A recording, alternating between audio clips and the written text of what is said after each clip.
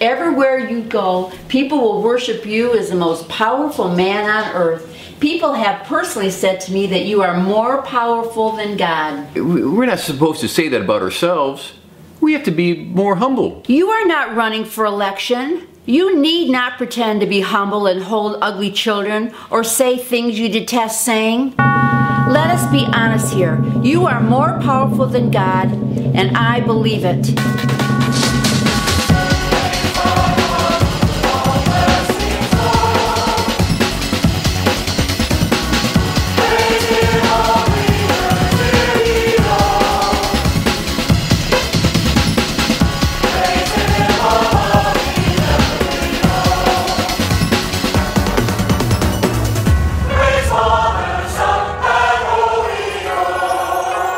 Hey, welcome back to Boys Bible Study. We are the last great prophets of podcasting. I'm Ash. I'm here with my co-hosts, Scott and Julian, the podcaster who thought he was more powerful than God.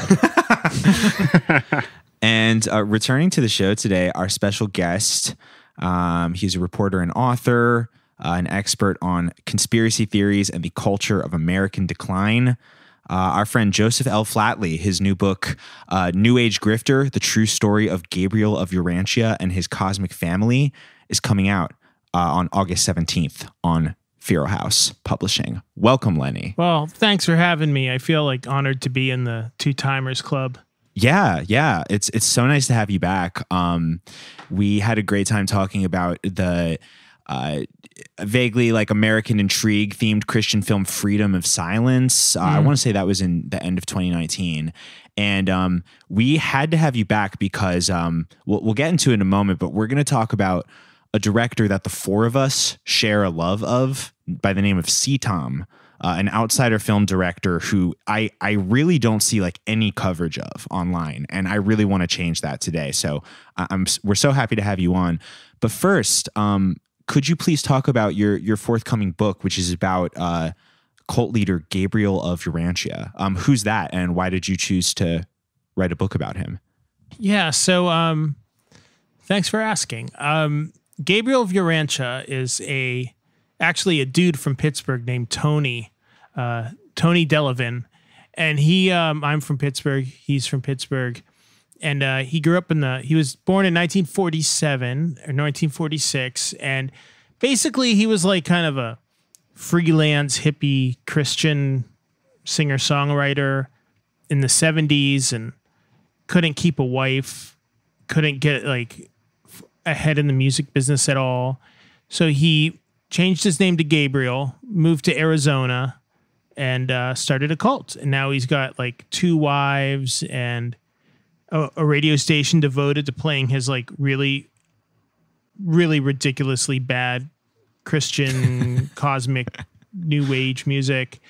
And he's got 100 followers that are just kind of sitting there working in his garden and waiting for the world to end. So I discovered him like 4 years ago in a roundabout way. I ended up meeting an ex-follower of his, and I just really kind of got into it, like just found the whole thing fascinating and kind of got to know the subculture of former followers of this guy. So I ended up documenting them in a podcast called The So-Called Prophet from Pittsburgh, and turned that into a book. So this story encompasses, cults. What do they do? Why are they not great? The kind of particular, kind of hilarious aesthetic aspects of this cult, what it's like to get trapped in a cult and what it's like to leave, which is traumatic in and of itself. And really just, what is it about America that, why do we love our cults so much? So it's a big subject, but it's a short action-packed book. And I just am very excited to have you guys read it and hear what you think. Yeah, well, it's cool to explore, a topic that big, but do it through like a specific example. And I feel like, I've not heard of this particular guy, and I'm really intrigued to learn more about him. So it seems like a really interesting concept. You went like on location for this, right? Yeah. So kind of the reason that I explored this topic this way, and this is all my work this way, meaning like, shoe leather journalism, traveling, meeting people, telling human stories, as opposed to kind of like a more remote academic approach, is I just think so much gets lost when you are not having those human relationships and telling those stories. So I could do like a guidebook to UFO cults or something, or do some kind of academic study. But to me, it's really important to meet people and to see and hear and sometimes smell what's going on. So for this book, I went to Arizona and I, told them that I wanted to join and wanted to check the cult out, and they had me in for their Sunday service, which was like 5 hours long and super boring.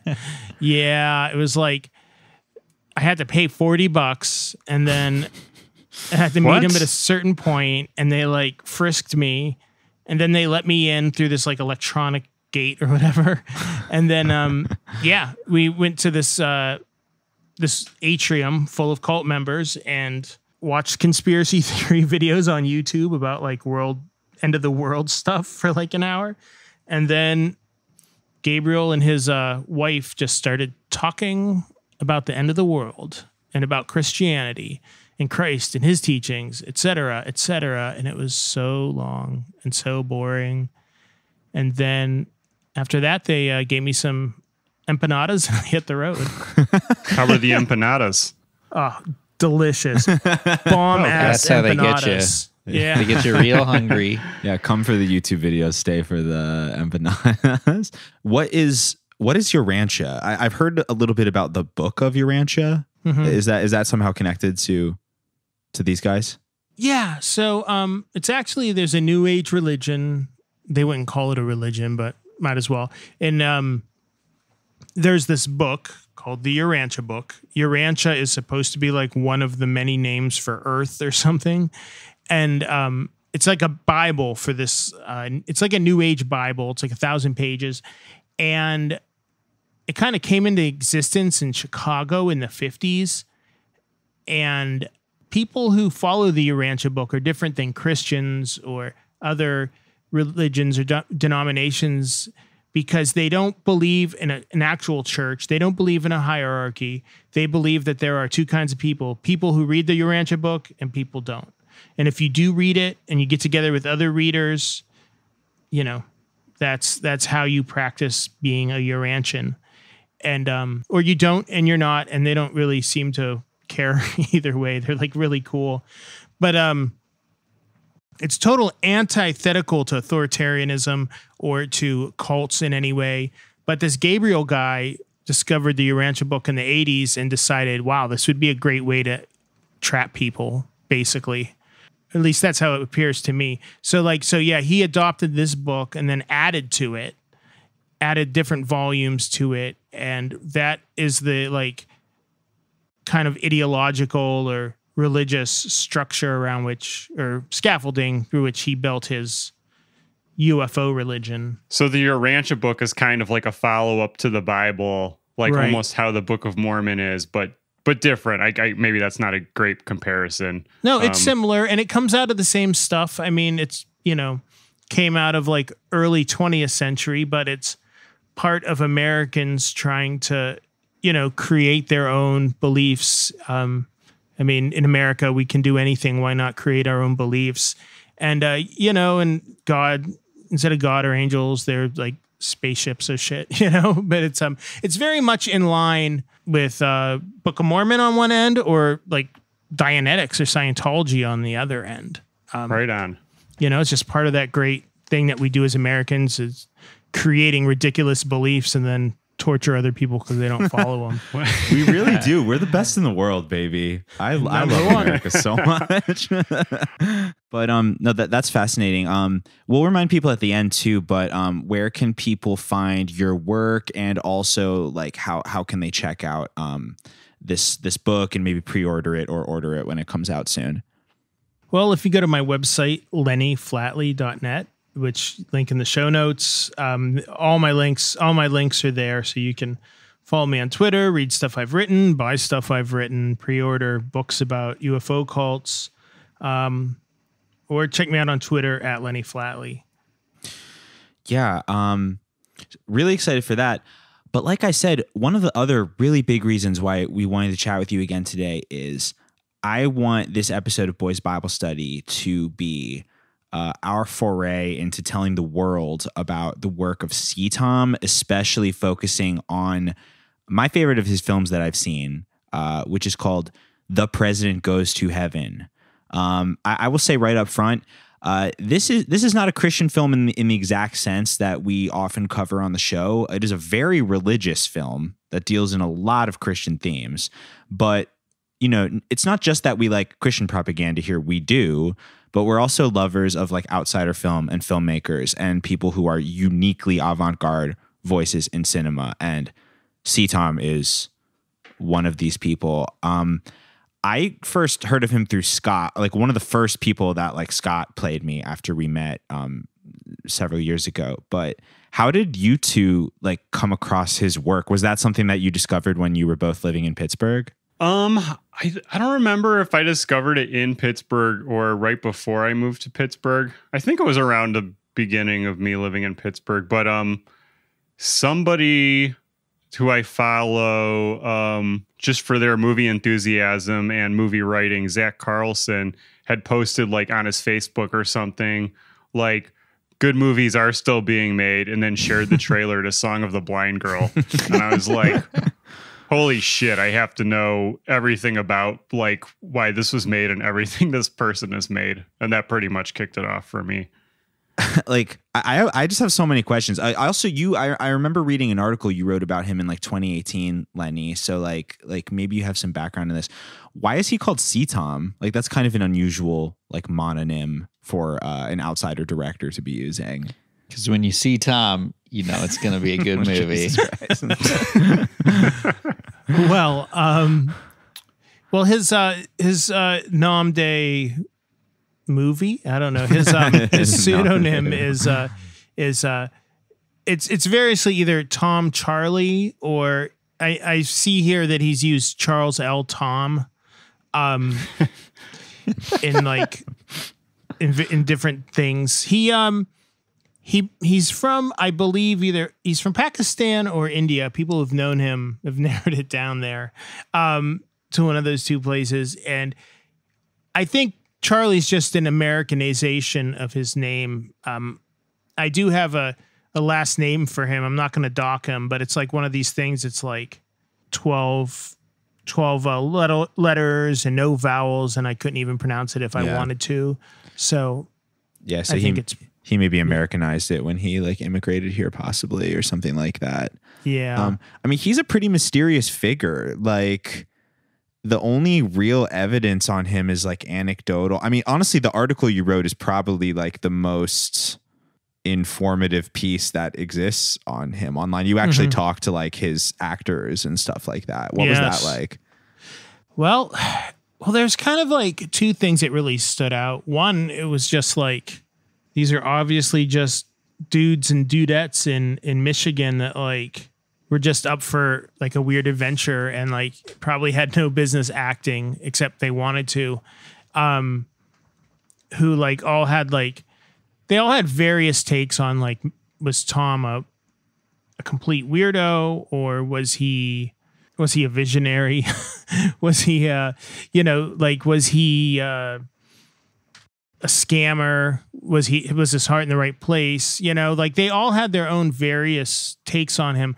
But what I found interesting, all of them like really loved movies and really like insisted on, you know, they made a commitment to be in a movie and kind of held the commitment to movies itself or just cinema, you know. It was so important to them that they stuck through it, even though they were probably miserable. A lot of them were miserable on the shoots, or, you know, kind of, you know, tortured a little bit by Tom, you know. There are a number of the actors who are in all four of his movies. So that it does tell that it was at least an okay experience for some people. Well, those are the ones that wouldn't talk to me. So it's like the people that like, you know, answered an ad on Craigslist and then met him at Wendy's, and that, you know, found out the next day they had to go to like some random like home in suburban Detroit and filmed this movie, and filmed it on subsequent weekends over like months, and have these horror stories. They wanted to talk because they weren't like friends with him, or they didn't feel really like they didn't feel loyalty, I guess. But the people like Chip O'Neill, who I really wanted to talk to, he wouldn't talk to me. Like they wouldn't respond to emails and stuff. Chip O'Neill plays the president in the movie. Yeah, he's so good. He's so good.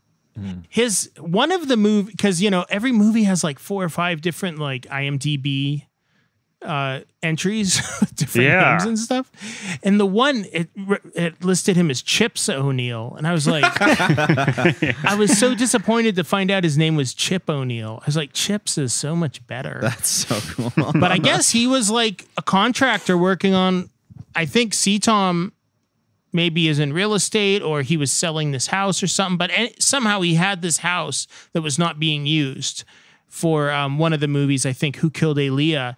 And like Chip was there like dropping something off, or he's a constructor, like a handyman or a contractor. And Tom was like, we need you for this part. And he like became part of the repertory company, the CTOM repertory company. But CTOM's real weird about his identity. Like he would call people from burner phones, and then like the number would change, and he would use different email addresses.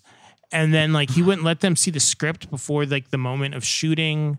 Carrie Bentivolio, who plays the surgeon in President Goes to Heaven, he said that like at one point CTOM like started calling him about making another movie, and he just refused to answer the phone. And then like some like Navy SEAL or something on Facebook friend requested him and asked him to meet. And I guess out of like patriotism, Carrie Bentivolio was like, yeah, I'll meet you, and gave him his address. And it was CTOM. Oh my God. He catfished his own actor to like get him to appear in a new movie. That's incredible. Carrie Bentivolio is the one who ran for office in Michigan too, right? Is that correct? Yes. And that story. He lost. I think he won the first time and he lost re-election, but they used like clips from President Goes to Heaven in an attack ad. Like, would you let this man represent you in Congress? He's pretty corrupt in the movie.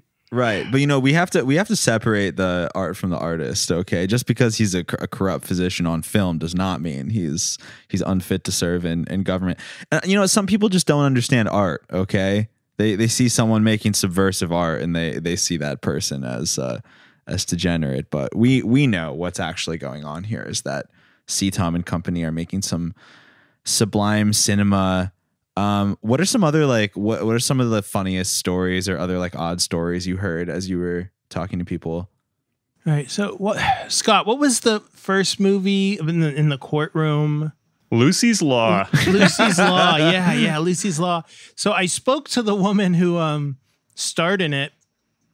I think this was his first film, and he wanted to he was kind of bragging, I got this New York actress, So he found this woman on the internet, and then flew her to Michigan, and it was a CTOM shoot, so it was a total nightmare. And then she said that I spoke to her, and she said that on the way to the airport, he was like, I really can't afford to pay you right now. All the, there's all these costs, we were way over budget and all this stuff. And she said, I'm not getting out of this car until you pay me. You have to cut me a check. And so it became a situation where he refused to pay her, and he wouldn't let her out of the car, and she would called the police. And the police and CTOM and this woman were having a slow motion car chase around the airport. He was driving, and then the police were, and eventually they pulled him over, and the police were like, we can follow up on this, or you can get on your plane. And she's like, well, I had to get on my plane. So he wrote her a check real quick, and then it, of course it bounced. And then Jesus. And then I found her. She's an environmental lawyer living in Scotland. And I talked to her on Facebook, and she was like, she was shocked that this movie came out. She was like, she thought that it had gone away, and I felt bad. Like, it's like, I regret to inform you, you are in a CTOM movie. And yeah, and I mean, it's like she used her real name, so it's like apparently she doesn't Google herself, or she would know. But yeah, especially when they're Googling her name and law. Yeah, and then Lucy's Law pops up first. Oh my god, For real. good point. yeah. So he doesn't treat his actors very well, apparently. It's also like, it's, you figured out what he looks like. He's in this movie. But right, he does. We're pretty sure. Lenny, can you confirm he appears in the beginning of this movie, right? He has a cameo in The President Goes to Heaven. I think so. I'm gonna scrub to the beginning because it's like right in the beginning. Credits. It has him credited as like helper in the house or whatever. I wanted to like double check that, and I forgot when I watched it this time that's all right. around. You know what though? This when Ash and I were watching it like a week ago, this is the 8th time I've watched this movie a week ago, 9th time this morning. But for the 8th time, it was the first time that I noticed that it actually says CTOM right over him walking in to like give a box to the president or whatever, a box of files. I think he has the first line in the movie. Him. And he's in and he's playing playing in quotes the bongos in the end, like big like musical sequence. Yeah. Yes, in the Bollywood musical sequence at the end, which we will surely talk about because that's a running theme in his work. But yeah, that's what I want to get across. He's an intentionally very mysterious figure.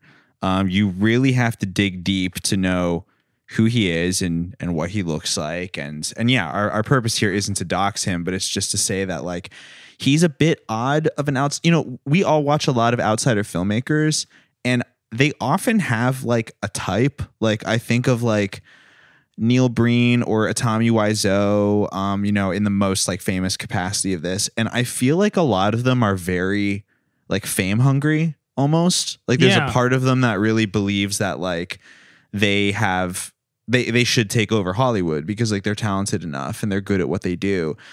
But I feel like CTOM, I mean, I can only really speculate about his psychology, but just the fact that he's like relatively anonymous, I think is actually like sort of an outlier for this type of like filmmaking, like maniac, Yeah.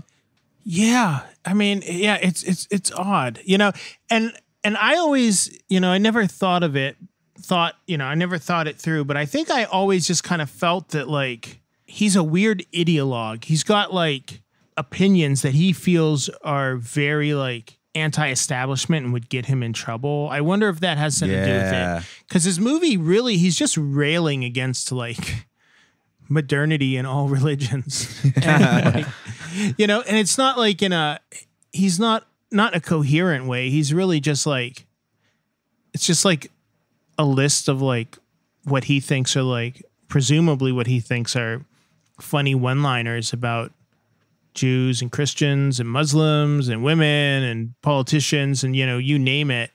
And it's like, I think he really has like faith in his message, and he thinks he's a dangerous man. Right. With dangerous ideas. Right. So I want to propose that his films are in Bertolt Brecht's tradition of epic theater. This is a theory I've developed from watching a lot of his films. I'm gonna quote from the the Wikipedia entry on epic theater, which says that epic theater proposed that a play should not cause the spectator to identify emotionally with the characters or action before him or her, but should instead provoke rational self-reflection and a critical view of the action on stage. Like you're not really supposed to like empathize with any of the characters or get like emotionally involved. Like characters are basically constantly breaking the fourth wall and like saying things like, for instance, when the president says, "I don't care about veterans. Like I hope they all go to hell." Pardon the interruption, sir.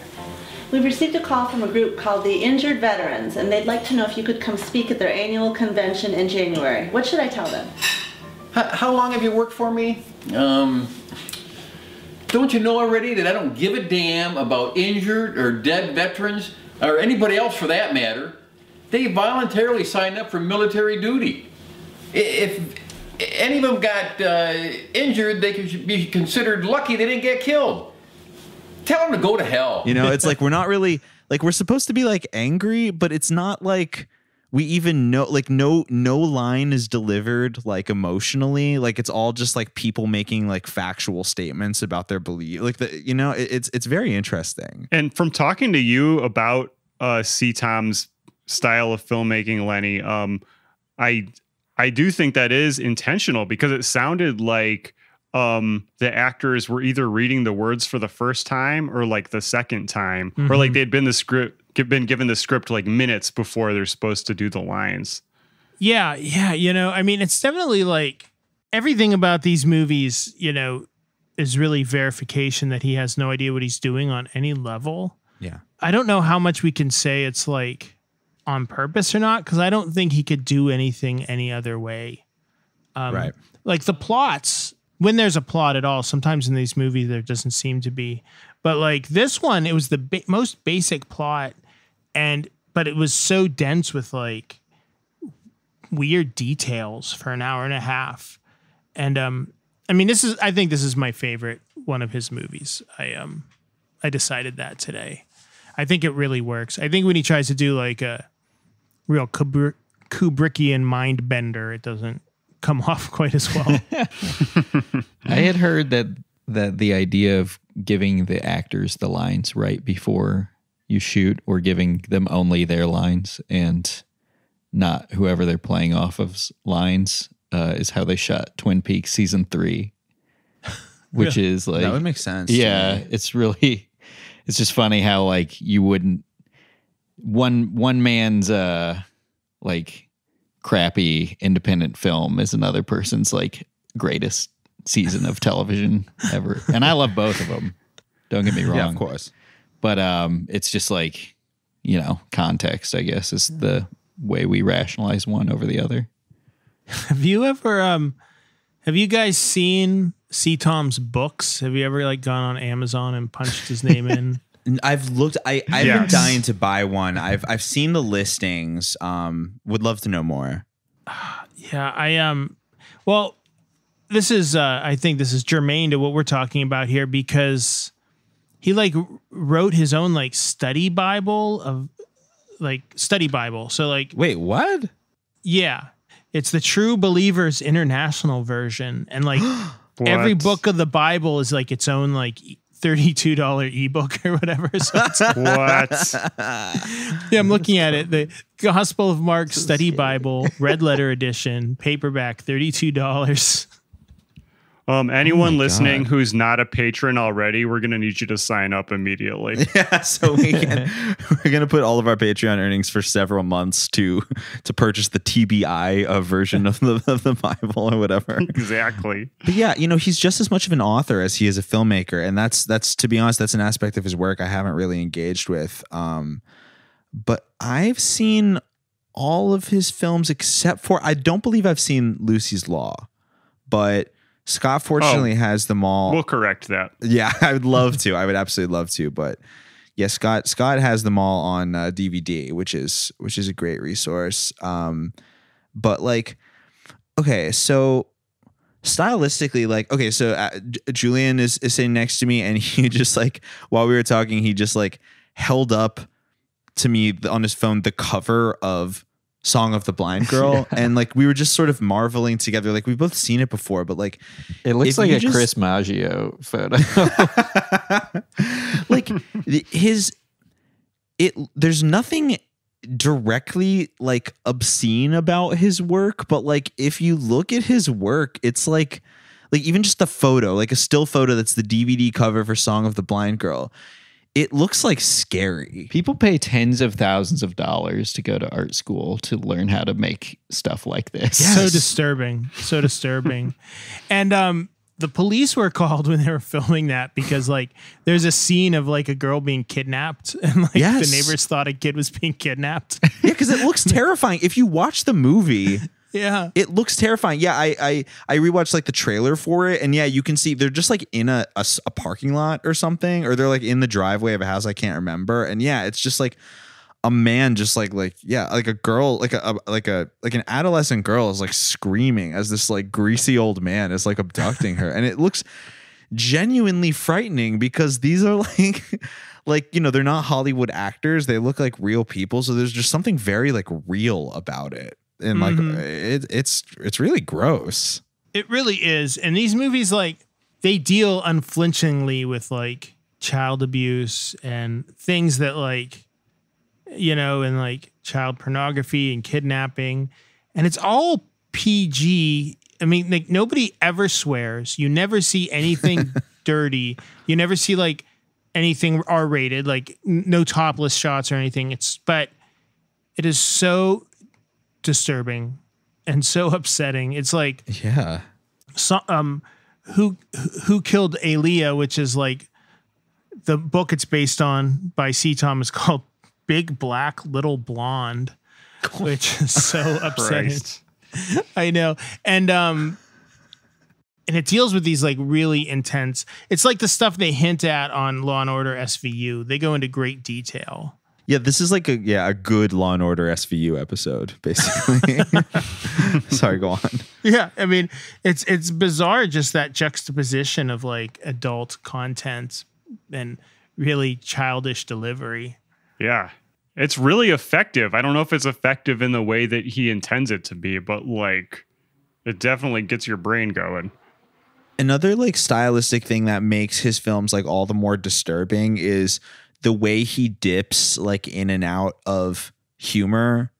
Yeah. And like it's just like completely just like one stream of consciousness. Like in the movie that we watched today, The President Goes to Heaven, there's all these like poop and fart jokes. Like they're like, oh, like 4 times in the movie they're like, well, the president needs his diaper changed, like out of nowhere, and then they'll start like talking about like Muslims for like, you know, 5 minutes. And then in Song of the Blind Girl, there's this whole thing about like he kills her dog and makes like dog soup out of it, and he keeps saying dog soup, and then he's like, I'm gonna make girl soup out of you next. And it's like that in between shots of like a little girl like committing suicide with a shotgun or like giving herself like a coat hanger abortion and stuff like that. It's just like, it's so fucking disturbing. Like it's like really upsetting. And that's the magic of cinema, you know? Yeah. You can Really? have someone point a gun at a dog, cut to black, have a gun sound go off, then cut to him serving soup and say, eat the dog soup. And it's so scary. Movie magic, baby. Movie magic. Yeah, it's terrifying. Yeah. It's a regular genius. Eisenstein.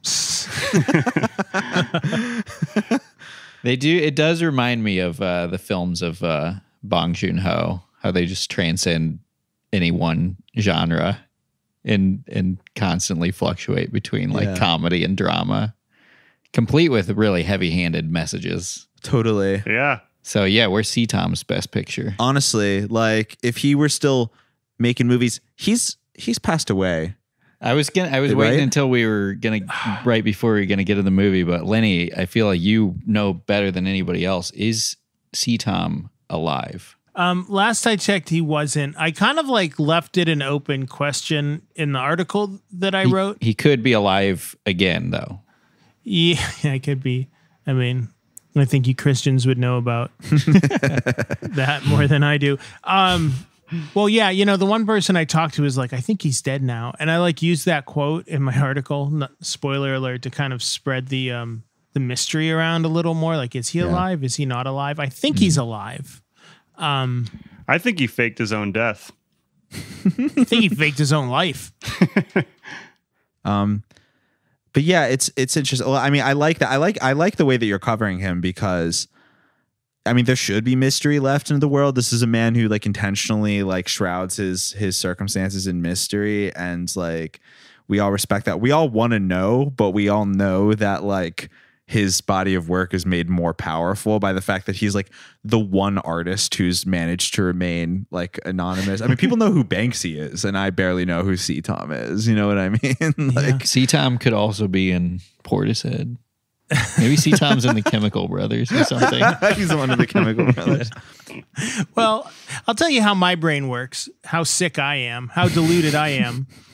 I feel like if I tell people see Tom's name, somebody else is gonna like run out there and find him and like corner the market on the see Tom story, and it'll be like a huge scoop, and the world's mind will be blown, and everybody will be like, we finally know the truth about see Tom, and that I gave that up. Like, Yeah. what are the chances that if I said see Tom's name right now, it would change anything about anything? You know, I mean, it's very like, little. Very little, but you never know. I mean, so I'm actually thinking like with this episode when we put it up, you know, we have some followers. We're not like, you know, super famous online or anything, but we have like a couple thousand followers, and like I'm thinking it might be time to just like put some little excerpts of clips from these films. You know, I'm thinking of doing the experiment of putting a couple of them on Twitter and just like seeing what will happen. Yeah, we're definitely doing that for this one. I think so. And it's always just like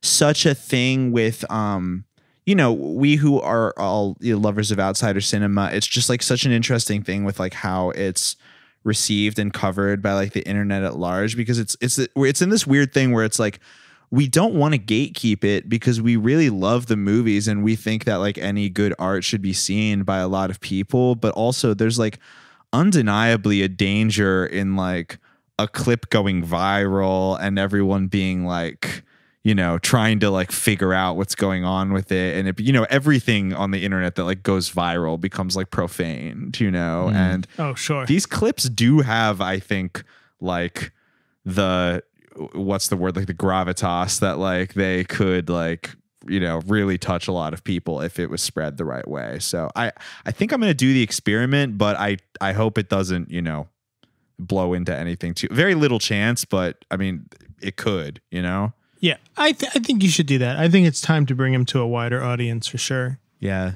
Definitely. Well, I think we should get into specifically The President Goes to Heaven. I mean, we definitely had to say like so much about his style, and more will come out as we talk. But like, you know, interest of time, we definitely won't be like going through this movie beat by beat. It should be seen. You should rent the movie on Amazon Prime, I believe is like the best way, or on Amazon. I believe that's like really the only way to stream it. I mean, buy the DVDs if you can, if that's even still like, I don't know. Does he ship them out anymore? Like, I don't know. But you can stream the movies on Amazon. I do recommend that everyone does. But let's review The President Goes to Heaven specifically. Like, what is the main concept of this movie? Well, the president has recently left office. He's very clearly supposed to be George W. Bush. And he and the first lady are hanging out, talking about going on vacation and being a dick to their staff, asking their like main maid to wash the grapes again because you saw one spot on the grapes. And then the president mentions all these war criminals have put all this money into a secret bank account. All he has to do is remember where he put that number. And then the first lady gets up, and then it pans down to the box of papers that C. Tom has left there, which is right next to the actual script, I noticed this time around, that he's been reading straight off the table.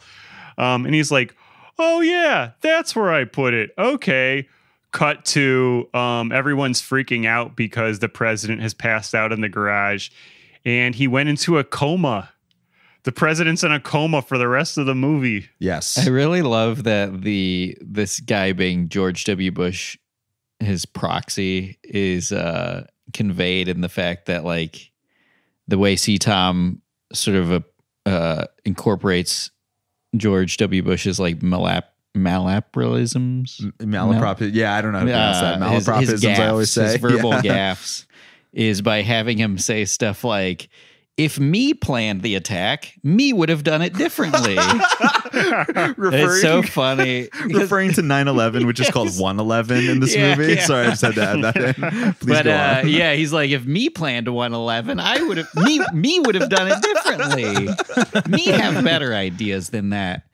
And it was just so refreshing to see something so like blatantly stupid when it's like people tried so hard for 4 years to make fun of Trump and all they could do was like, he's orange. Right. Right. Yeah, this is like actually effective satire. Okay, I don't want to like belabor every little detail, but like the thing about the grapes is like so genius to me. Like that's like why this movie is so genius to me, because it's like what he's trying to do is convey that the president and the first lady are like cruel people who like, you know, micromanage their staff. And like the only thing he can think of, he's like, I want to communicate this idea. Like, how can I do it? And it's the first lady saying, Bernadette, come back here. Did you wash this grape? I see a spot on this. Go wash it again. Yes, madam. Wash the grapes again. Wash the grapes again. There's a spot on one. Yeah. like, I would say that you couldn't write that except for C. Tom wrote it. Like, he's the only one who can write it. She's a really good like Lady Macbeth type Yeah. character with the thing about the the fundraiser for the veterans. Yeah. And him being like, I hate veterans. He says, I don't give a damn about injured veterans. yeah, Is the exact they word. chose to fight in those wars or whatever. Yeah, and I then should've she's known. like, don't say that. Say you're gonna go and then cancel it the night before. Yeah. And like that's by the way, that's part of C. Tom's repertory company, Grace Ann Prevost. She's so which good. Seems like a typo, but I've seen it spelled that way in more than one place. Also a person who wouldn't return my emails, so the hell with her. But you know, it's like, speaking of that kind of specific line reading, which is just one example of many, where it's like there are a lot of like kind of, I don't know if you'd say like technical details, but like a lot of lines where like C. Tom is really blowing the lid on exactly how the world really works. You know, it's Right, like, yeah. you know, it's like you just get the sense that he knows it. He's never been to the White House, but he knows exactly how everything works, and he's laying it bare. You know, he's laying bare all the secrets, all the techniques. I mean, this is like, you know, Machiavelli's The Prince, if it was an amazing, you know, dramatic film. Yeah, if Machiavelli could have made a good movie. I mean, it's really fun to see, like, it's not like leftist, I would say, but it's fun to see like a version of this kind of movie that's not extremely right wing or like fundamentally Christian. Because typically, I don't know what it is. But Right. like, I mean, Neil Breen is kind of in the same boat, but even he's not as like, I've been up all night reading like the alt news websites, and I'm just gonna put everything in my script the next day about like all the 9/11 conspiracy theories that I've been reading. Yeah, Neil Breen has a definite like kind of libertarian angle. I was gonna say, yeah. But I mean, with the thing that makes C. Tom so wonderful to watch is like you're really just seeing all these details. It's like it's like you're a blind man trying to figure out the elephant just based on these like ridiculous, like, it's like, does he hate Muslims? I can't tell. Yeah. Does he, does he hate Jews? I can't tell exactly. But it's like mind blowing. I do, after watching this movie 9 times now, I do think that he is Muslim. That's my read on it as well. Yeah, but he or at writes least- study Bibles. I think he's very sympathetic towards the plight of Islam in America, especially in the George Bush era. Yeah, I get the feeling that it's like more about civil liberties, that it's more about like his not liking what the government's doing, Right. than Yeah. like believing Yeah. in Islam. Yeah, I mean, you see it with the Secret Service guys who are always like coming up with like elaborate ways to kill people and get away with it. And the running gag is like, you can't do that, can you? We do it all the time. Yeah. I want this man charged. Honorable First Lady, we will charge him with terrorism, anti-Semitism, possession of child pornography, and put him away for good. Is that possible? It is routine. We do it every day, Honorable First Lady. Or better yet, we'll shoot him and make a report saying that he was wearing a suicide belt. We had to shoot him according to the ticking bomb theory. Can we do that? Oh yeah, we do that all the time. We have to shoot him due to the ticking bomb theory. Yeah, that was really funny. Oh my God. There's That line, I forgot to look up if that was a real theory. I don't know what that is, but I also like the Patriot Act and anthrax thing, which I believed for a second, and then upon some Googling, there's no evidence that it was the case. Oh wait, what's that theory he purports? The Secret Service said that they were going to do something just like how they sent anthrax in the mail to all the senators who wouldn't pass the Patriot Act without reading it first. I see. Which is pretty inaccurate. Just straight didn't happen. Inaccurate or well covered up. Right. Yeah. Well, just to specifically like talk about his treatment of like Islam and Christianity in this film. Again, it's really tough to like piece out a coherent view because things will like sentences and one-liners will be introduced, some of which like seem to contradict tonally with each other. You know, he's praising Christianity, then he's criticizing it, you know, but my read on the situation, you know, there's a lot of like defense of Islam. There's a scene where for whatever reason they bring in a guy dressed as a Muslim cleric to like pray over the president. Is it the same guy every time? It's the same actor. Yeah. He plays like a rabbi and like a priest and then like a Muslim cleric. I feel like that's done for effect. I Even think though so he too. does if you watch this, you will see some of the same actors in different roles. Right. Yeah. But this one is intentional. No, this one he's Yeah, doing it seems for very effect. intentional. Yeah. But Because it's like a Protestant leader, a Catholic leader, a Jewish leader, an Islamic leader. And they're all going into all in a bar. row. right. And then but when the Islamic leader prays, he says something about Allah and he's the final one and the first lady goes, "He said Allah, like he's a terrorist. Get him out of here." All merciful God, forgive him his sins and send 64 angels to accompany the president's soul to heaven. I am praying to you on behalf of all the believers in this country. In the name of Allah, amen. Seize him! Who brought this terrorist in? I want the name of the people that brought him in. I want them fired. So, you know, they're talking about how there's like knee-jerk reactions just to like Muslim theology. There's also a part later where like I think it's in the like part when like like the one nurse like plays a DVD of that like Muslim girl like talking to him, and then the president apparently converts to Islam like in his like His mental life, in his internal life, like while he's in a coma. This movie kicks so much ass.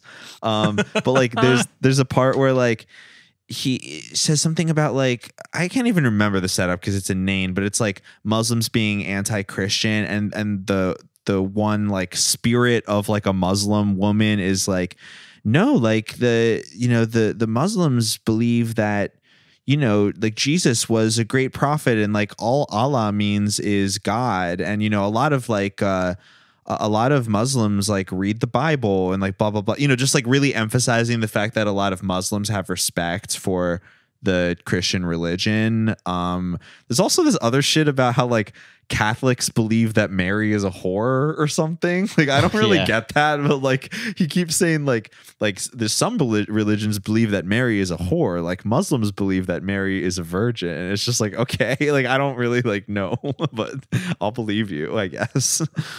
Yeah, you know, going back to the thing about like multiple actors playing the same part, like I guess Scott would know this. You know where President Goes to Heaven falls in the filmography? Is this like his last movie or?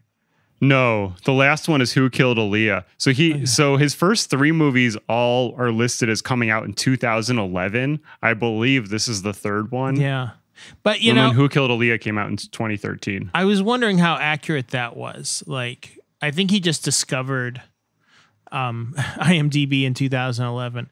But yeah, it would That's a good point. That could very well be. You know, but it would make sense that Who Killed Aaliyah was like the last one. And like he, just real quick, he actually had another one planned. And it was about 9/11. And I heard this crazy story from one of his actors about how they hired some woman. Gosh, I wish I could remember the details. They hired someone. It was some 9/11 movie, and it was going to blow the lid off the whole thing. And they hired some woman, and she did like all her parts. Like they've almost finished the movie, and then she like bowed out.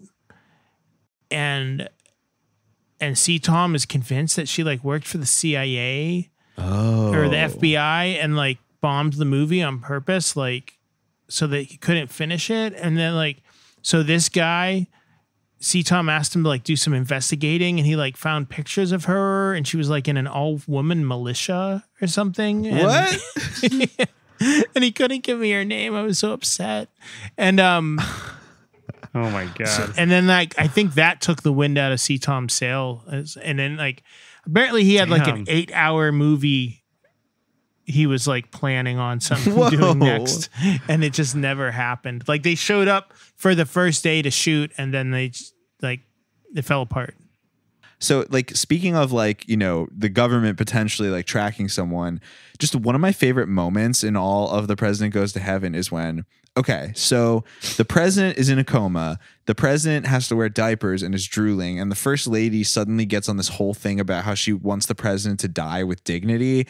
But as the surgeon points out, the president passed laws saying you can't euthanize people. And you know, the first lady was like, he was healthy when he did that. He never thought that, like, you know, but so the first lady decides pretty accurate portrayal of how politicians that's actually a really good statement. Believe. Yeah, that's actually a really good. I truly believe this movie is much smarter than we're giving it credit for. I think so too. I actually wrote this note down. You know, Chips O'Neill doesn't seem that much different from actual presidents. Right. Yeah. But so the first lady cannot legally euthanize the president. So she just sneaks into the hospital room and turns off the ventilator. The one nurse who is upset with the president because her father was a firefighter who perished in 9/11, and therefore they found his bone remains on another roof of another building. And she has not been changing the diapers of the president because she was punishing him. So the nurse catches the first lady doing this. Then it's revealed that like the nurse, like someone blew up her car or something. Someone borrowed her car, then that car was followed, and the person driving the car was shot and crashed into a pole. Yes. So now this is already something about that line reading was so hilarious. It was like you got to the end of the story, she died, and then she crashed into a train. Yeah, it's so funny. And they ruined my car. And so this is all leading up to now that was like 6 moments, but what's leading up to my actual favorite moment is when they're like, she's like, I think someone's trying to kill me. I bet it was that first lady bitch. And then the doctor's like, I think you need to get away for a while. You should stay with a friend for a while or something. And the other doctor's like, I think that's a good idea. And she's like, all right, I gotta go. And then the next scene, she's in the room with the president, and then she spent the rest of the movie in the hospital. Like, First of all, any boss who's gonna like give you like advice on evading the law at the drop of a hat is pretty dope. Like, but also, I love the idea that you could just like skip work and like, all right, I got to go stay with a friend for a while. The first lady of the United States is trying to kill me. Like, can you guys cover for me? And her boss is like, yeah, that's a good idea. All right, see you later. And then, but she goes in to like change the president's diaper one more time before she like leaves, and then she ends up accidentally converting him to Islam in the process. Like, so dope. She puts the DVD on of the imam, the like Muslim prayer leader, the young genius Muslim prayer leader. It's really suggested. Yeah. She's like, this child speaks 5 languages. Right. And the just to torture him in the background with the DVD looping, but then it immediately converts him. One of my 2 favorite lines is hers right before she puts on that DVD, where she just is looking at the president and says, just think, you were once the most powerful man on earth, and now you poop your pants. So good. I mean, it's so true. Like, you know, old age and death will come for us all. You know what I mean? Even the most powerful leaders, you know, at the end of the day, we're all human, you know? Like, you have to, I wish these politicians would keep these things in mind before they, you know, voted to end stem cell research, as is brought up like many times in this movie. If only the president had not voted to remove stem cell research, he might be alive today. It's so funny because C-Tom is clearly very passionate about like 3 things that happened during, like 3 big issues, but only those things. Yes. 9/11. Stem cell 1/11. research. Yeah, 1/11. Yeah. Stem cell research. Anyway. My favorite line in the whole movie though was from the other nurse who hates the president when she just walks in the room and looks at him and goes, "You piece of shit, stupid president."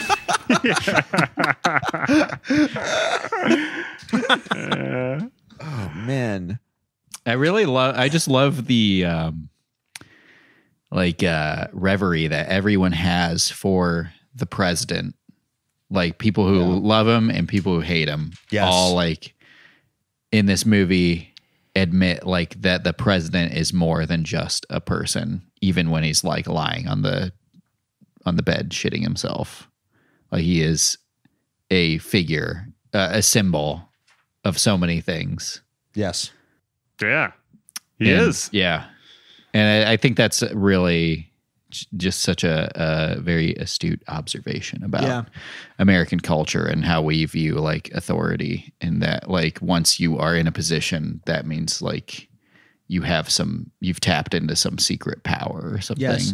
And also that someone now, like, are people in power, you know, power is a subjective term that could also mean, you know, entertainment celebrities or whatever. It's really just like what that person like means to you in a spiritual way. It's like, I mean, you see it the most in like Trump, but it's like equally as bad on the liberal side of, or the liberal area of the spectrum. Absolutely. And like people viewing like Joe Biden and Kamala Harris as like some cool saviors of like American, what you think American society should be. Yeah. You just write your fan fiction. Which is just as delusional as people who think like Trump is some buff guy who's going to like free all the child slaves. Right. You write your fan fiction about someone, and, you know, and then that becomes they're the living embodiment of some kind of virtue or like feeling that you have. And it really just doesn't have to line up with any sort of action or anything like that, you know? Your main job as president is to keep the war machine going. Whoa, is C-Tom on this podcast? Whoa. C-Tom, I didn't realize you were here. Yeah. I would not be surprised if that was actually a line in the movie that I missed. If somebody is speaking to the comatose president and saying, your main job is to keep the war machine going. Did you know Maybe it was. I mean, I'm pretty C-Tom brained right now. Did you know if you arrange the letters in Scott, it spells out C-Tom? Whoa. What are just some other, like, I feel like just some of the best ways to talk about points in this movie are just to like say favorite lines or moments. Like I really liked one of my favorite lines sort of related to the theme of this podcast. At some point, God, I don't even remember who says it, but I have written down, Christianity was started by a manic depressive called Paul. It's not easy to tell them apart. One group believes they are superior human beings, and Mary was a whore who slept with many, including low-class carpenters, and Jesus is a bastard and a fornicating criminal who was executed, and Christianity is a religion started by a manic depressive called Paul. Well, you know, the one line that comes up a lot in his movies is there's always a reference to somebody, you know, they're going to frame somebody or they're going to arrest somebody for anti-Semitism. It's like, you know, it's like, is that a comment on like the Israel lobby's too powerful or something? Because it's like, last time I checked, being anti-Semitic is terrible, but it's not you're not actually breaking the law. I think it is a comment on that, Lenny. That's the idea I got. I have to chuckle every time I hear it. It's so bizarre to me. It's really the little things like that, the little like weird little like malaprops and just odd ways that things are described. And there's far too many to write them all down, you know? Well, you know, I mean, to speak a little bit about, you know, like possible anti-Semitism in this movie, again, it's like, I would say like, yeah, there is, but it's like a little difficult to parse. It doesn't really seem like C-Tom has like a pretty focused line of attack. But yeah, I do get the idea that he is critical of like the Israel lobby and like the supposed like hold of Israel over like United States politics.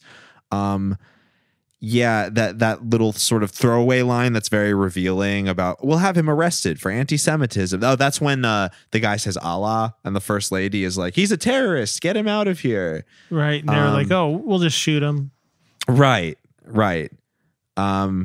But yeah, I mean, what do we make of that? Like, it does seem like of the three like major world religions, Islam gets the most like praise. Maybe Christianity, it's like hit or miss, but often Judaism is like, it's not that the religion itself like gets criticized, but you know, there's definitely like implications about like Jewish control of the government and stuff like that. It really, to me, just feels like criticism of everything. Like it feels like he's just like an all around cultural critic. Yeah. He's like the H.L. Mencken of outsider cinema. Well, I guess he was anti-Semitic, but like, aside from that, you know, it's just like, I just don't see a coherent worldview upon which to like, I mean, I'm not like saying that all his any of his cringy references to the Jewish religion or to Israel are at all anything you can like get behind. Yeah, but like, it just doesn't feel anti-Semitic to me in the sense it just feels like anti-everything. Like right. Yeah, I didn't really get the feeling that it was anti-Semitic. It was just more, to me, it just felt more like he's trying to he's just trying to flip the script on like, wouldn't it be crazy if the president converted to Islam? He's the #1 hater of Muslim people. Right. It feels very much like, you know, the college student who just got into like reading banned literature or whatever, or like just got their mind opened up about like how the world really works. But instead it's like a man in his 50s. And he's like really excited to tell everybody that like the way you're thinking of the world is wrong. Right. Yeah. I mean, that's what's so exciting, I think, about so much of outsider art and just like the kind of non-mainstream oddballs that I cover when I write or, you know, do journalism or whatever. It's like, these are really people that are like doing what a lot of us never do, which is like going out of their way to grapple with the world and come to terms with it in all its complexity. And, you know, often like see Tom using kind of a limited vocabulary and maybe like limited understanding of history. I mean, just going out on a limb here. So it's like, I mean, it's just a fascinating look into somebody's mind. And I really respect people to do that, like outsider artists who, you know, don't feel like they need to have a degree or any like professional training or really any knowledge to weigh in on a subject and come up with these like really complex, complicated explanations for things. It's like, I prefer it in a movie that I can pause than like, you know, some idiot at the bar. Like that can be pretty annoying. Yeah. But, you know, I find the tendency kind of admirable and endlessly fascinating. And I think this movie is a perfect example of that. Yeah, me too. I completely agree. And like, that's always been a thing with us and like Boys Bible Study is like, you know, we talk about religious topics a lot, obviously, but like where this really all started was because we appreciate outsider cinema and we focused on this specific like genre of outsider cinema. But yeah, like I think it's amazing when someone like makes a movie. Like it's one of the most like ambitious like art projects you can make that's still, you know, you can do now on accessible materials, you know, like digital, you know, relatively cheap digital, you know, camcorders or your phone even or anything like that. But it's like, someone has chosen to, you know, try to, like you said, grapple with the world and articulate a piece of art and media that communicates their ideas. And like, I like truly like hats off to like anyone who finishes their movie. Like seriously, like I want to see it, and like I want to gain something from it, and it's like I just am a huge fan of C. Tom's work. Can I ask you, like, are there any like examples of like more pure Christian cinema that are as disjointed and all over the place and kind of confused as this movie? like they, you know, I ask that because like the movies that I like either have watched with you guys or have watched because of Boys Bible Study all seem to be kind of just in a different vein altogether. I just think it'd be fascinating to know, like, have any other like more mainline Christian believing filmmakers kind of stumbled onto the C. Tom way of doing things? Yeah, I would almost say the guys who did like Remember and that what was that movie that takes place in, well, I guess they both take place in the future. Yeah, the Lamamans and My Grandpa Detective. Yeah, the Lamamans. Yeah, the Canadian brothers who. But they definitely have more like effects and stuff. I don't know if that points against them for this or not. Well, I feel like the distinction Lenny's making, which I also really like, is like, you know, there's a bunch of Christian movies that are almost just like an alternate Hollywood. You know, there's like your David A.R. Whites or your Kevin Sorbos, where it's like, you know, they're basically just making a lower budget, but like essentially a Hollywood film.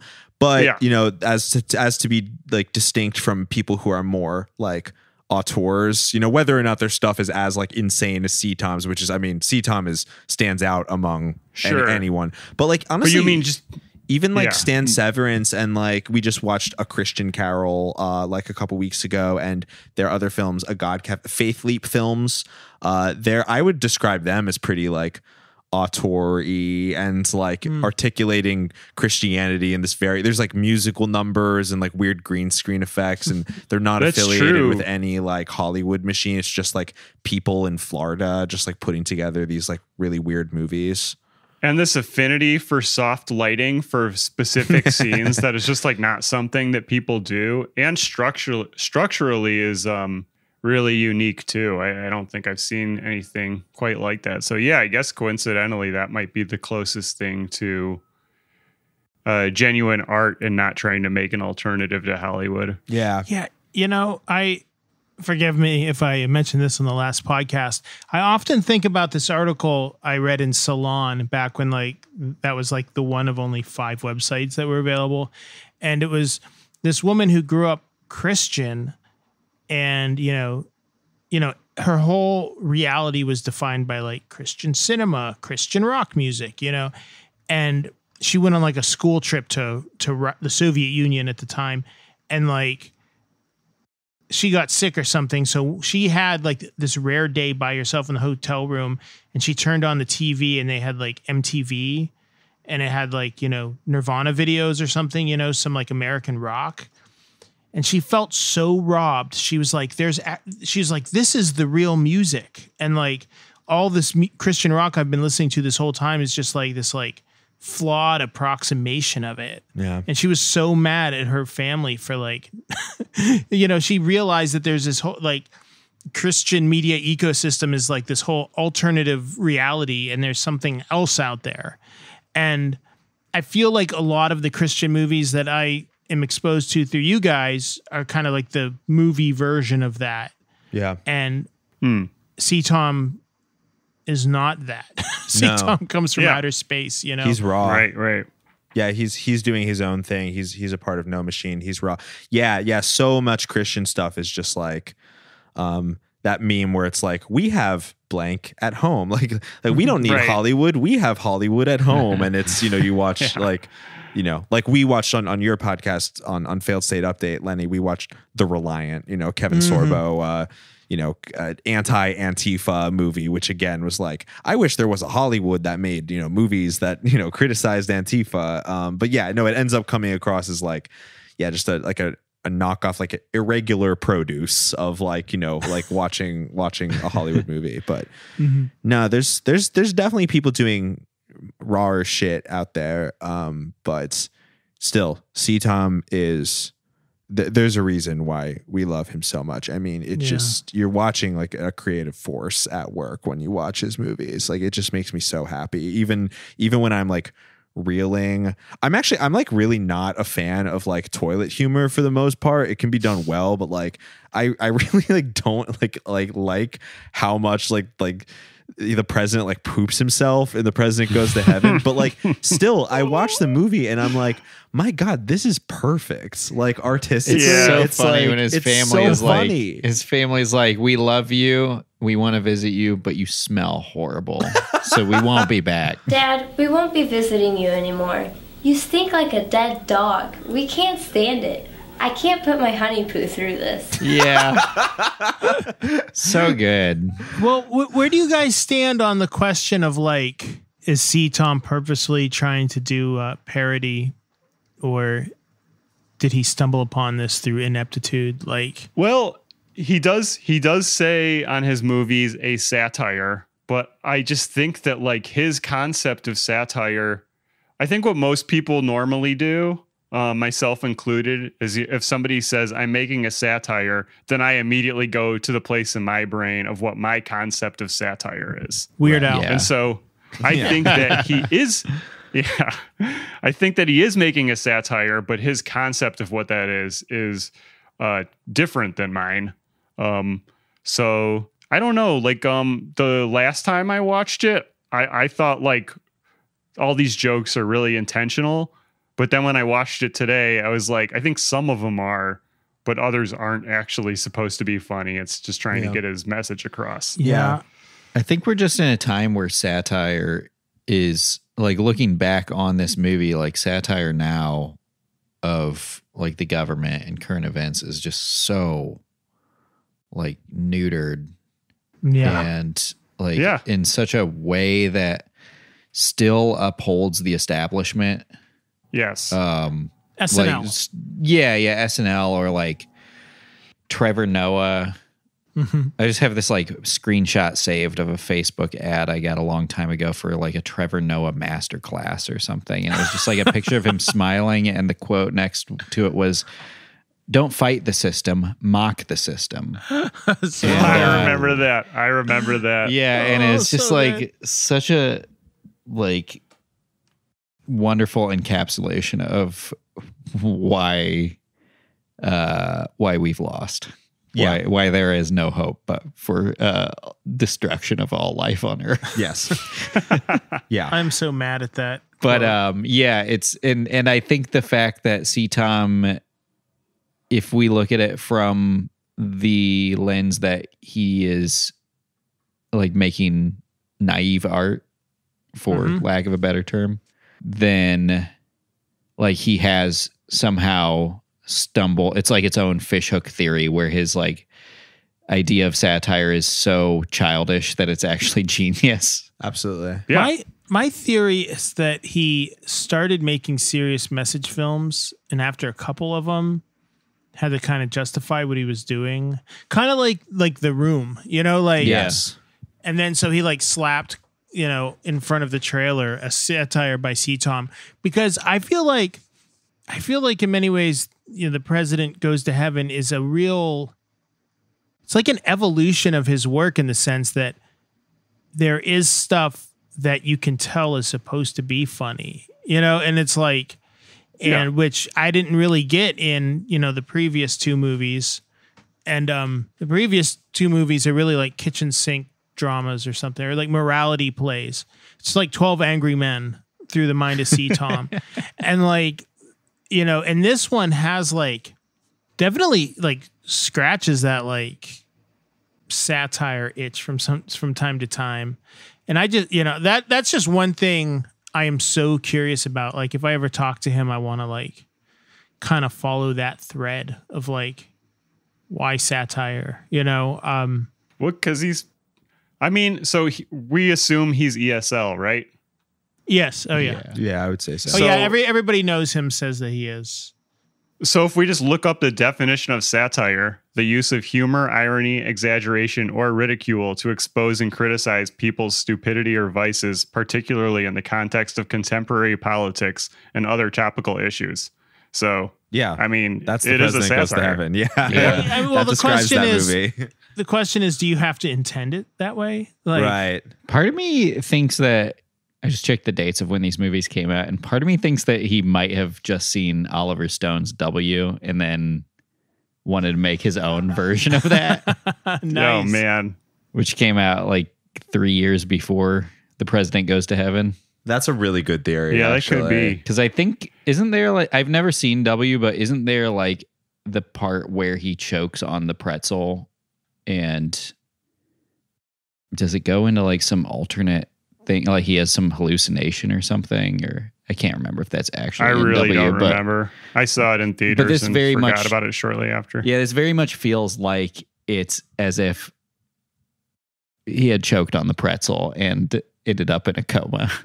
Yeah, that's interesting. I guess, Lenny, in regard to does he intend it or not? Just again looking at the definition of satire, though, just pointing out the criticizing people in context of contemporary politics. That is definitely his goal, whatever his intention is with the humor or not. Oh yeah. I mean, this absolutely is satire, and and made all the fascinating by the fact that it might have been unintentional. Yeah. Well, it's just or like that, or it was not. It was not. He didn't deliver the satire he was intending. I guess would be a better. Well, that's what's so endlessly compelling about outsider film, and like I think I can speak for all of us when I say that like that is what's so compelling about the genre, because it just brings up so many questions of intention versus like execution versus like fluency in the medium you're working with, and it's just like one of those things where every filmmaker has a different combination of like all those things, but you have to just get to this point where, I know when you've watched as much as we have, you just get to this point where you're just like, yeah, that was great. And then like, it's like internally there's all these questions going on. Did he mean that? Did he say, like, but really when you just watch the movie and you're like, that fucking rocked. He's great. Real quick, I am so curious, Scott. I have the list of the AFI's 100 films, top 100 films. Mm-hmm. How many times have you seen Citizen Kane? I think 2. How many times have you seen The Godfather? 1. How many times have you seen Casablanca? 1. How many times have you seen President Goes to Heaven? 9.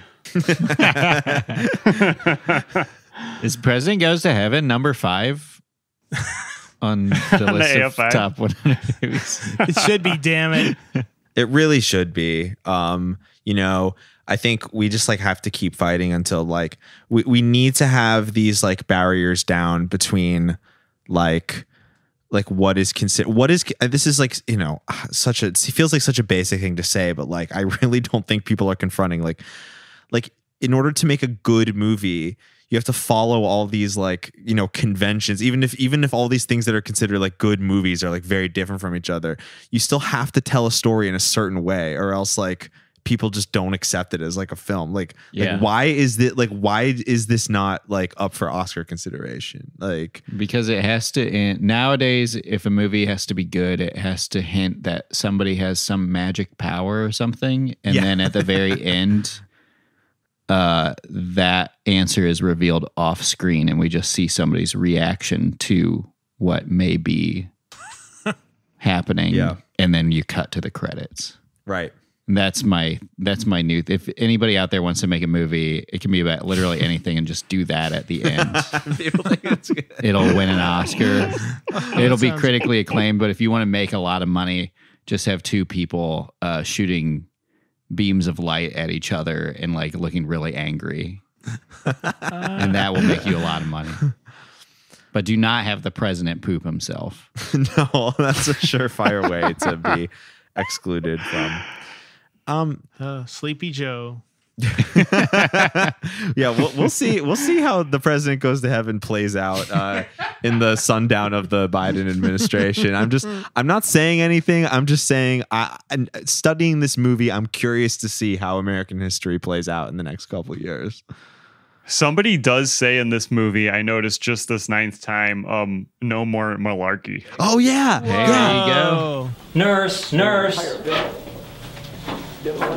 Why they playing this garbage on TV? No one needs to be exposed to this malarkey. That popped into my head. Yeah, I didn't make a note of it, but yeah, when I was rewatching it today, I heard the word malarkey, and my brain did a little like activation. There's something here. We've already had The President Goes to Heaven with like Reagan and FDR, right, and arguably Trump, and probably Trump for stretches, and of his probably presidency. Biden too. And I mean, yeah, George Bush and Obama, and just the terms that they, they didn't really do anything. I mean, it's always The President Goes to Heaven because it's just the people around. Right. I thought you were referring to senility specifically. But specifically, yes, it was. I mean, in literal terms of like the president quite possibly being brain dead, like medically brain dead. Yeah. It's definitely happened a few times. Yeah.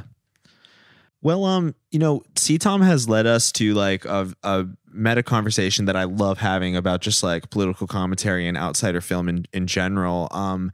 Before we like give it our official rating, any other like little moments or anything that someone was like dying to mention but we didn't get to? I mean, I know I'm going to look back on this conversation and say, oh, we could have spent 15 minutes on this, but I think I'll just like ask our viewers to please watch. But if there's anything that we should mention before we go, we should do it. The movie did end with that amazing Bollywood production number. Yeah, yes. That's very worth incredible mentioning. ending. Really, whatever his intentions were, that is an awesome way to end a movie. It was like so loud, and like the treble was like so distorted. Like when it first started up, I thought it was it was Can or something. Yeah. It was like avant. As an audio editor, I would estimate that the ending song is about 8 decibels louder than the rest of the movie. Like if you looked at it in a meter when you were watching, it's like really remarkable. But no, it's so powerful. Like you see this, the president accidentally dies because they flew him to, I believe, China to get an illegal kidney. From an executed Chinese prisoner. Even after the first lady has said, I don't want a criminal's organs in my husband, she still gets him this bootleg, this black market kidney. I love the conversation where they're like, there's only one country where they execute innocent people. And they refuse to say the country's name. It's so funny. And before they said that they had already like killed 3 people for their kidneys and the kidneys keep failing.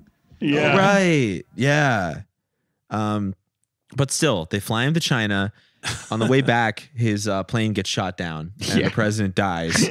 And then every character in the movie comes together to sing and dance in a choreographed lip sync of a Bollywood number. It is so powerful. It's awesome. Including C-Tom in there. Did you see C-Tom in there? Oh, yes. Play on the drums in the background, the bongos. It reminded me of the part, sorry for keep bringing him up, but in Inland Empire, the scene where Laura Dern is just like, I forget what happens, but she's like in an empty room, and then all of a sudden it cuts to like a big song and like it's to the locomotion. Is that like when they do the locomotion dancing? Yeah, I love that for scene. like 30 seconds, and then it just stops. Yep. Yeah, I don't know. I have a really big soft spot for like sudden, drastic stylistic changes for no reason other than to have them. Yeah, I don't know if they've been in all of his movies, at least 3 Bollywood dance numbers and 3 C-Tom films. And the guys in the one movie that I talked to were like, we really tried to talk him out of it, but he just really wanted to have like the elevated production values of a Bollywood dance sequence. Like in his mind, he thought it was like mind-blowing. He thought it was like when you go to an Indian restaurant and they're showing like music videos of the Bollywood dance numbers and everything's like super high quality, high production value. He just really thought that it would elevate the film and take it kind of to the next level. And you know what? I think he's right. He was right. Yeah, I agree. I was just surprised to see everybody there, and they all looked like they were having a good time. Yeah. I don't know what it was actually like, but I was just really astounded that he was able to get so many people to show up for such a strange movie. Yeah. And he got a hospital. Yes. Yeah. Yes, he got a hospital. I didn't even think about that. You know, that's incredible. There's like a lot of hospitals where you can just like go to floors and there's completely empty. I don't know. movie making floors. I don't know why, but Just yeah. film your indie feature. Yeah, I mean, someplace in the suburbs or in a small town, I guess it's more possible. But no, I mean, there's something to be said about just like the auteur spirit, where you're so dedicated to getting your movie out that there's no like idea of like self-consciousness, and you just have like the confidence. You just know you're like, I'm making this movie. I need these people to make the movie. You just like have the drive to get it done. And I don't know, like anyone out there who makes a film or does anything really, like could learn from that spirit. Like believe in what you're doing and make it happen. Like ask for help, like get people, like hopefully, I mean, either pay them or be upfront about what you can do. Don't kidnap a woman and refuse to give her $900 when you told her you were going to. Do it fairly, but you can, if you believe in your art, like you can make it happen. Like that's what I really learned from watching CTOM films. Oh, there's one thing I wanted to bring up at the very beginning. The priest cites scripture to justify presidents using force in the Middle East. I thought that was a really funny part. Oh yeah, he says like, oh yeah, you got it I just wrote down, down. The president destroyed Babylon. He killed millions as Yahweh commanded. That's the only thing I have written down. There was like he was citing some verses where it was like, see, it's just like you said, Lord, to go out and conquer these lands in your name. And I don't know. He says 1 Chronicles 23. I wrote it down. Wow. It's just funny to see like actual, because usually it's in movies like this with this worldview, it's always just like, oh yeah, but what about the parts in the Bible where it says this? It's like very rarely do you ever see actual scripture cited. Right. And that's why it made the cut for Boys Bible Study. Absolutely. Well, what do you say? I think we should give this film the official Boys Bible Study rating. What do you think, guys? I'm getting breaking news from Channel 69 that World Leaks has just released some secret documents that say that we give this movie getting divorced 5 out of 5 times and your ex-wife's taking all your money, which I believe were the words of consolation from the other doctor when the surgeon got divorced right in front of him. This movie is perfect. You'll be in heaven when you watch The President Goes to Heaven. I mean, as for me, like, again, this film really just like makes me believe that like good art is still possible, like subversive good art is still possible in a time where I just become more and more disillusioned, where even it seems like independent art, so-called independent art, is afraid to be, really critical or really actually different. I'm gonna have to give this film $100 billion out of $100 billion, kept in an offshore bank account where the code is locked in a box that no one can open. I don't know why. Like you can maybe just like take the hinges off the box, or maybe like hit it with an axe. It's a wooden box specifically with a combination that only the president knows. Anyway, a perfect film in every way. If I were making this movie, if me had planned the movie, me would have done it differently, but it wouldn't have been as good. I would not even begin to be able to work on the same level that CTOM does. I would be too influenced by the outside. So that in itself is just incredible. What's a rating I can give this that's higher than hundreds of billions of dollars? Jeez. I'm going to give this a perfect score because I truly love this movie. 4 out of 4 failed kidney transplants. Yes. His loss is our gain. I mean, this is a movie that every time I watch a CTOM, especially like this one, like I want to go out and make a movie. And I can't say that about every like Hollywood crap fest film, but this one, it inspires me. It's like something I feel like I can do and I want to do. So yeah, it's a perfect film and therefore deserves the perfect score of 111. And 111 because it's a film I'll never forget. I completely agree. I highly recommend everyone listening to Boys Bible Study. You got to check out The President Goes to Heaven, directed by C-Tom. Check out his other films too.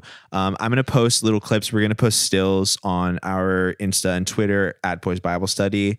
So, we'll give you a little taste, but like, please check it out. People don't really know about this yet. So, even though it's a couple years old by now, so you'll be on the cutting edge if you check out his films. Highly recommend. Also, come August 17th, please check out and order the new book, New Age Grifter, The True Story of Gabriel of Urantia and His Cosmic Family by Joseph L. Flatley. Lenny, where can people find your work once again? And we'll put it in the description, but tell them where they can find your work and pre-order the book.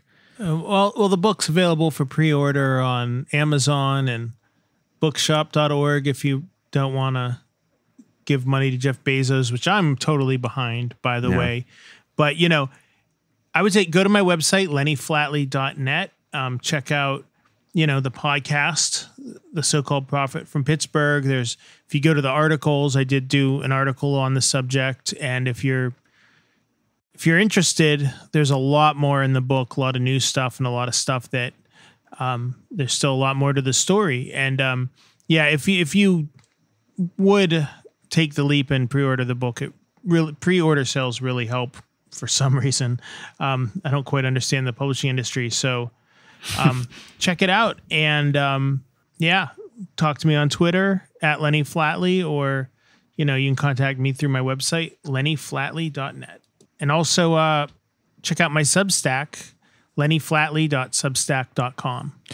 Yeah, congrats on the new book. We're all very excited to read it, and thank you for spending the time with us. This was a great conversation. Yeah, thank you. I feel like I woke up about half an hour into it, so that was pretty good. Hey, that's what good art and a good discussion will do. I felt really inspired by it. On our side of things, as always, we invite you to check out boysbiblestudy.com. Has links to all the places that you can subscribe to our show and catch up on all our back episodes. If you really like what we do, you want to hear more and you want to support, please check out patreon.com/boysbiblestudy. For just $5 a month, you can get access to our bonus episodes. We release at least 2 new ones every month, and we have a whole back catalog that you can get access to right now if you subscribe. We also want to shout out our very generous patrons on the $20 tier, our patron saints.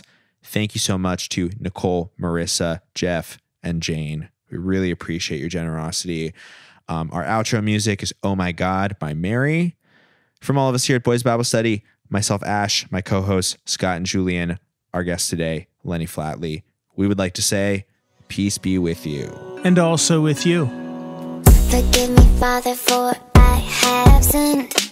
I feel your love in me, it's coming from within. Oh my God, my devotion is so unwavering. Divine emotions when you enter me. Every day you take me